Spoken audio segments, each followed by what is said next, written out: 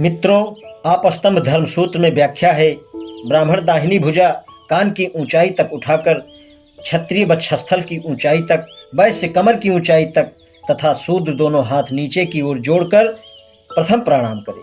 प्रत्युत्तर में प्रथम 3 वर्गों से संबंधित मनुष्य को उच्चारण करने वाला अंतिम शब्द 3 अंगुल नीचे भुजा उठाकर अभिवादन करें। यदि कोई शूद्र ब्राह्मण के घर अतिथि बनकर आए तो ब्राह्मण उससे कुछ काम कराकर तब भोजन दे, अन्यथा वह सम्मानित माना जाएगा। या ब्राह्मण का दास राजकीय भंडार से चावल लाकर शूद्र को देकर उसका उपकार करे। विष्णु स्मृति के अनुसार अतिथि सत्कार करने या वेद यज्ञ या श्राद्ध में उसको अर्थात शूद्र को भोजन कराने का दंड 100 पड़ मुद्रा दे। मनुस्मृति का आदेश है, 10 वर्ष का ब्राह्मण 100 वर्ष के क्षत्रिय के पिता तुल्य होगा। धन, बंधुत्व, अवस्था, कर्म और विद्या ये 5 आदर सूचक स्थान हैं। अंतिम विद्या अत्यंत महत्वपूर्ण आदर सूचक है। तीनों सवर्णों में उपरोक्त 5 गुणों में जिनका जितना अधिक गुण हो वह उतना ही मान्य होता है, किंतु शूद्र चाहे जितना भी ज्ञानी या धन संपन्न हो वह 90 वर्ष की आयु के पश्चात ही माननीय होता है, इसके पहले नहीं। अधिक आयु होने, बाल पकने, अधिक धनी होने या अधिक परिवार बढ़ाने से कोई बड़ा नहीं होता। ऋषियों ने ऐसी व्यवस्था की है कि वेद वेदांत का ज्ञानी ही सबसे बड़ा होता है। ज्ञान से ब्राह्मणों की, बल से क्षत्रियों की, धन से वैश्यों की और आयु से शूद्रों की श्रेष्ठता होती है। केवल सिर के बाल पक जाने से कोई वृद्ध नहीं होता, किंतु वेद वेदांग को जानने वाला अल्पायु होते हुए भी वृद्ध के समान होता है, ऐसा देवताओं का कथन है। ब्राह्मण के घर आने वाले क्षत्रिय, वैश्य, मित्र, स्वजन और गुरु अतिथि नहीं कहे जाते। यदि कोई क्षत्रिय अतिथि के रूप में आए तो पहले भोजन करने के बाद ही ब्राह्मण उसे भोजन दे। यदि वैश्य या शूद्र ब्राह्मण के अतिथि के रूप में आए तो उन्हें सेवकों के साथ दया भाव प्रदर्शित करते हुए भोजन दे।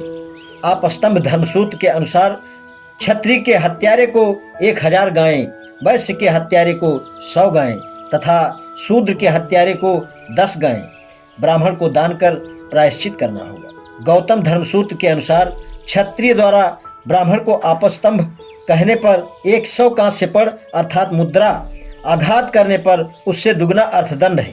ब्राह्मण को अपशब्द कहने पर वैश्य को क्षत्रिय से 1.5 गुना दंड देना होगा।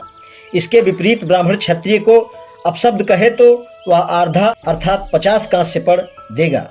इसी प्रकार वैश्य को अपशब्द कहने पर ब्राह्मण क्षत्रिय के मामले की अपेक्षा 25 कांस्य पड़ दंड देगा, किंतु यदि शूद्र को अपशब्द कहे तो वह कुछ भी दंड न देगा। बृहस्पति के धर्मसूत्र के अनुसार ब्राह्मण द्वारा क्षत्रिय को अपशब्द कहने पर 50 पड़, वैश्य को अपशब्द कहने पर 25 पड़, शूद्र को अपशब्द कहने पर 12.5 पड़ दंड देना होगा। यह दंड केवल गुणवान या धार्मिक शूद्र को अपशब्द कहने पर अर्थात जो अपना शूद्रत्व स्वीकार कर स्वेच्छा से सेवारत है और निरपराध है। इसके विपरीत ब्राह्मण द्वारा किसी अधर्मी शूद्र को अपशब्द कहने पर किसी दंड का विधान नहीं है। वैश्य यदि क्षत्रिय को अपशब्द कहे तो वह 100 पड़ दंड देगा, किंतु क्षत्रिय वैश्य को अपशब्द कहे तो उसका आधा दंड देगा। क्षत्रिय यदि शूद्र को अपशब्द कहे तो केवल 20 पड़ दंड देगा, किंतु वैश्य शूद्र को अपशब्द कहे तो उसका दुगना दंड देगा। इसके विपरीत शूद्र वैश्य को अपशब्द कहे प्रथम उल्लिखित दंड देगा। क्षत्रिय को गाली देने पर 20 का दंड और ब्राह्मण को अपशब्द कहने पर कठोरतम दंड का भागी होगा। मनुस्मृति के अनुसार क्षत्रिय ब्राह्मण को कटवचन कहे तो 100 पड़ दंड दे, वैश्य ब्राह्मण को अपशब्द कहे तो वह 150 पड़ या 200, किंतु शूद्र को प्राण दंड देना होगा।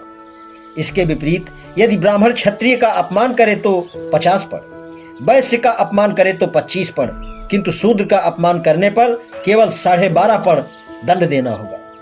क्षत्रिय की हत्या करने पर ब्राह्मण हत्या के दंड का 4था भाग प्रायश्चित, अपने कर्तव्य में संलग्न वैश्य की हत्या करने पर 8वां भाग प्रायश्चित और शूद्र की हत्या करने पर 16वां भाग प्रायश्चित करेगा। यदि भूल से ब्राह्मण से क्षत्रिय की हत्या हो जाए तो 1 बैल और 1000 गायें ब्राह्मण को दान करें या 3 वर्ष तक गांव के बाहर वृक्ष के नीचे रहकर जटा बढ़ाकर प्रायश्चित करें।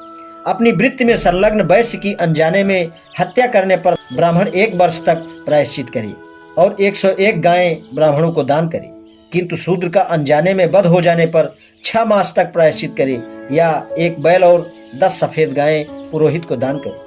विष्णु स्मृति के अनुसार शरीर के जिस अंग से निम्न वर्ण का मनुष्य अपने उच्च वर्ण वाले का अपमान करे या आघात करे, राजा उसके अंग को कटवा दे। यदि अपने से उच्च वर्ण वाले मनुष्य के आसन पर बैठ जाए तो राजा उसके चूतड़ को दागकर उसे देश से निकाल दे। यदि वह थूक दे तो उसके दोनों होंठ कटवा दे। यदि अपान वायु विसर्जित पाद कर दे तो उसका पिछला हिस्सा काट दे। यदि गाली दे तो उसकी जिह्वा काट दे। इसी प्रकार यदि निम्न वर्ण में उत्पन्न पुरुष अपने से उच्च वर्ण को गर्भोक्ति से कर्तव्य पालन संबंधी कुछ सलाह दे तो राजा उसके मुंह पर गर्म तेल डलवा दे। यदि शूद्र उच्च वर्ण वाले को अपमान से नाम लेकर पुकारे तो उसकी जीभ में 10 अंगुल की कील आग से लाल करके गाड़ दे। आज इतना ही, शेष कल। धन्यवाद।